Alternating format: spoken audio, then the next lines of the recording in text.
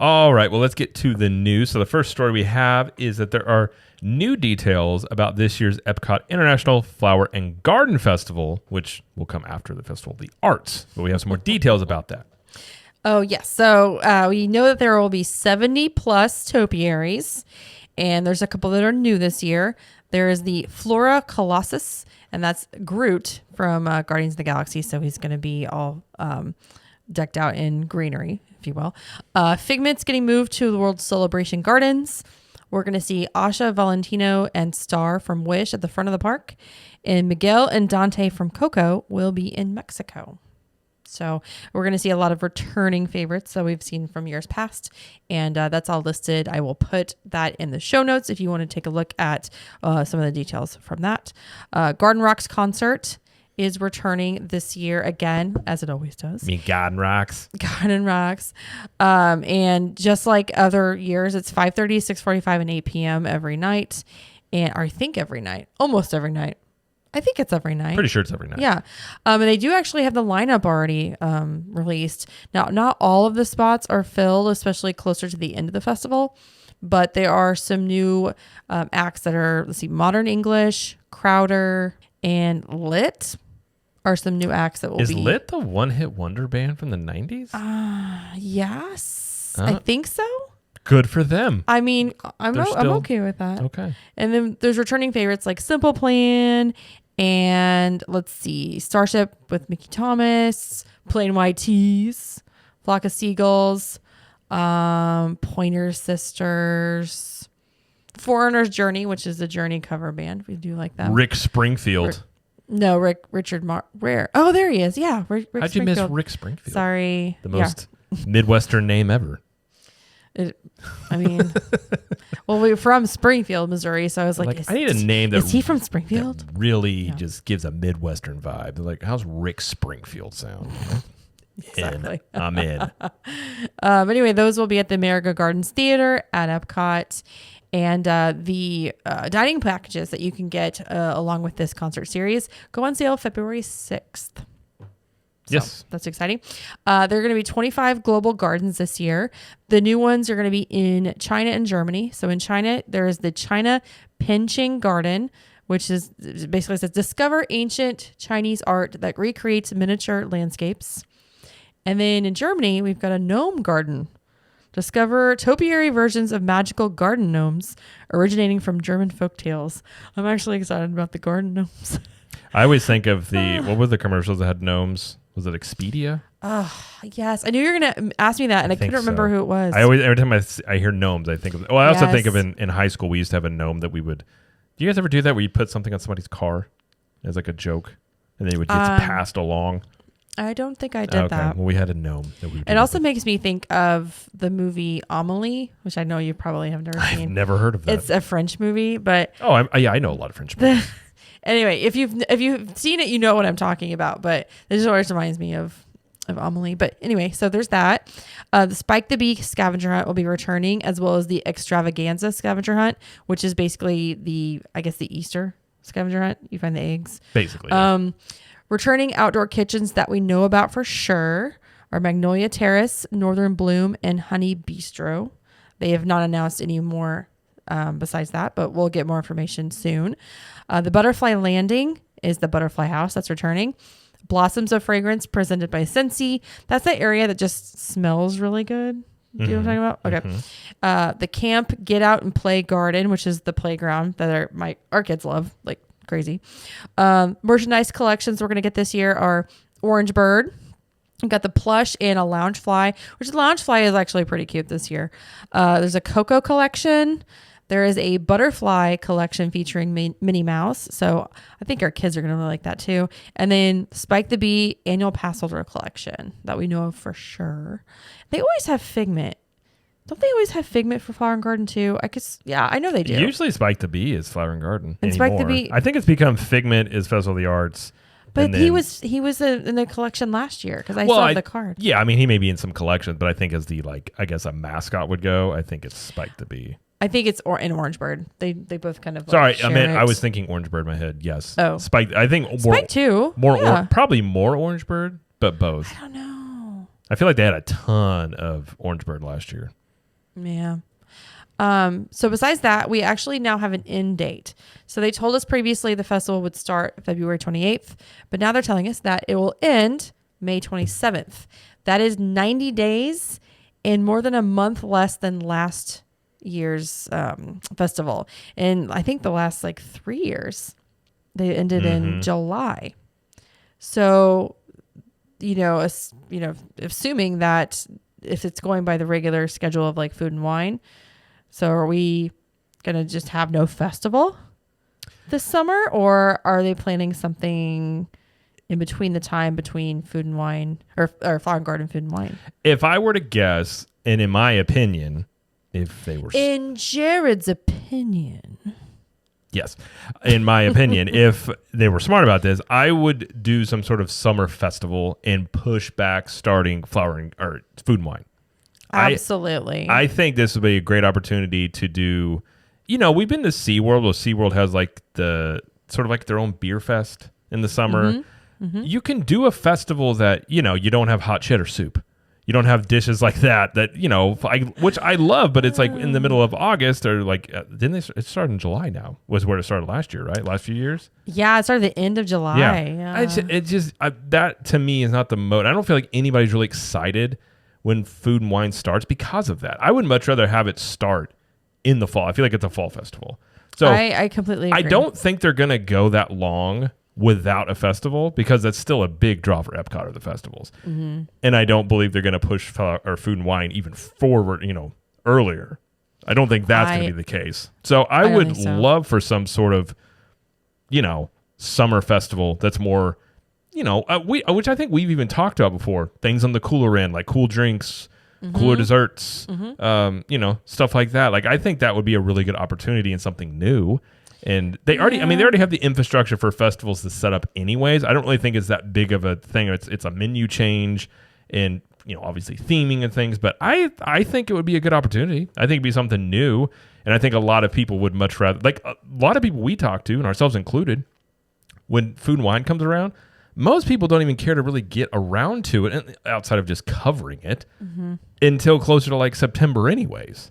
When it's a little bit cooler. Yeah, or September, October. So yeah. I personally would much rather see something like that. But I don't think they're going to have this giant gap where there's just no festival. I'd be shocked if they did that. I would be okay with it. I'd be okay with it. I really would. For me, personally, I don't need another festival. 4 for a year, I'm fine with that. I'm fine with 4.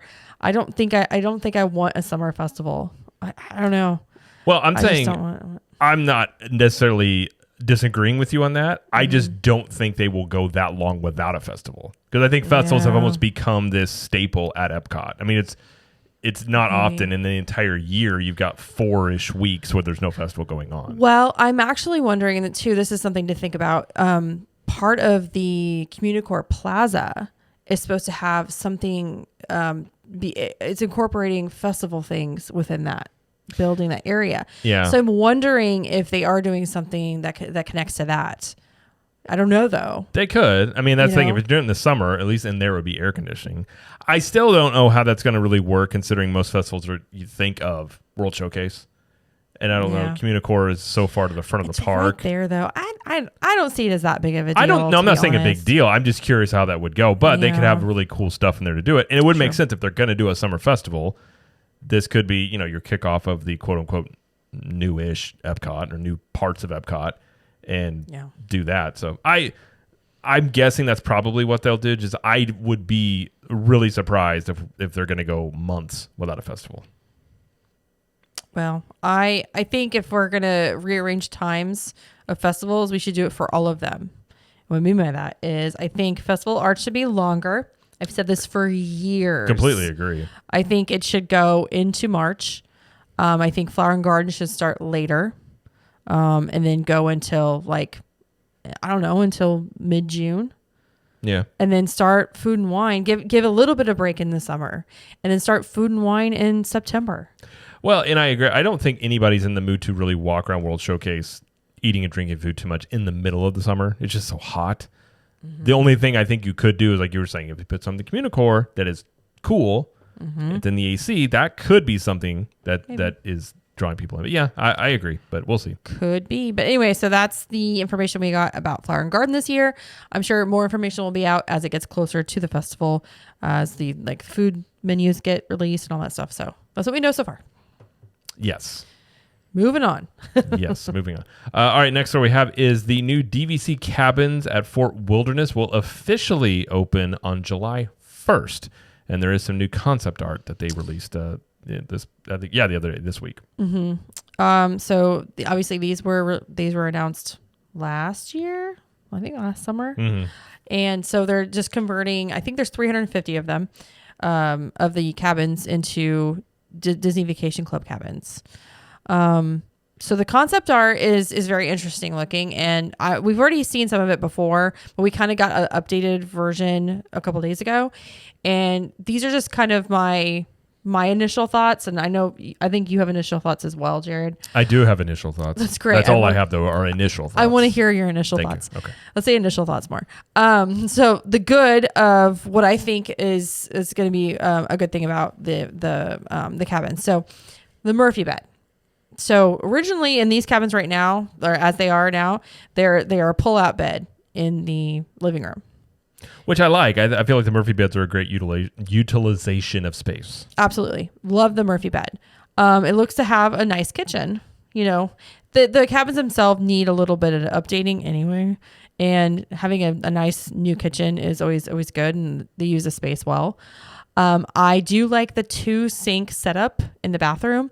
So when you first walk into the bathroom, there is a sink right as you walk in, and then there's a door right there. So you can close the door and there's just a sink. Then you open the door, there's another sink, and then the toilet and shower. So you can brush your teeth or whatever while someone's in the other part of the bathroom. Right. So that's kind of cool. I like how they set that up. So with DVC, they have studios, 1 bedrooms, 2 bedrooms, grand villas. And so a 1 bedroom sleeps 4, sometimes 5, a 2 bedroom sleeps up to 9, but there's nothing in between there. So with this cabin that sleeps 6, I think it's a good option for families that have 6 people. They don't want to spend all their points on a 2 bedroom. Going to points, talking about that, they did release the points chart as well. And the points are very low. Well, I think the first DVC it's a moderate level technically. Exactly. Yeah. I think that is reflected in the points chart. Which means this will be incredibly difficult to book. I agree. Because this is already difficult to book before. I think so. Yeah. Yeah, I mean, on the good side, well, it depends on what your definition of good. It's typical how Disney sort of remodeled a lot of rooms, which is very, I guess you would just call it modernist chic in a way. So this is very woodsy chic. Kind of, it doesn't strike me as a log cabin look and feel. Maybe if they built a log cabin in Sweden, maybe this is how it would run. Because a lot of the furniture, this could be a not so good, is sort of IKEA-ish. Yes, I call this IKEA in the woods. Yeah. And this is not a good thing for me, but. Yeah, listen, I like IKEA stuff. I don't necessarily like IKEA stuff in a log cabin.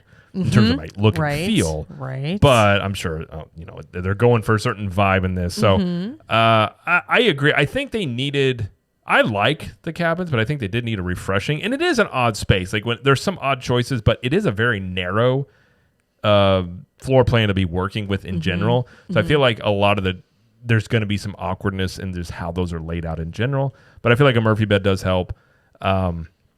It does have more space, but again, I think DVC members are going to realize it's hard to book this because I think a lot of people are going to want to get this given how many people it sleeps. It's very unique at Fort Wilderness and the cheaper price point. So the points the contracts go on sale February 1st for existing members. And then there's a schedule for everybody else that can buy contracts and stuff. Something to keep in mind. This is the first DVC property that is allowing pets. Well, it's outside, so which makes sense. So again, that is appealing. But something to keep in mind is that there is a very, I'll say heavy rumor that the annual dues are going to be really high for these, really high. Not the highest. I think Vero Beach is at $13 and something cents. I think it's rumored that these are going to be $12 and 15 cents per point or something like that. So pretty high, but given the fact that this is an existing property and it's very old, it's a pretty old property. Well, you could also look at it as a way they can offer this at a quote lower price point, but then they're going to make their money back on the other side, which is at the dues on that.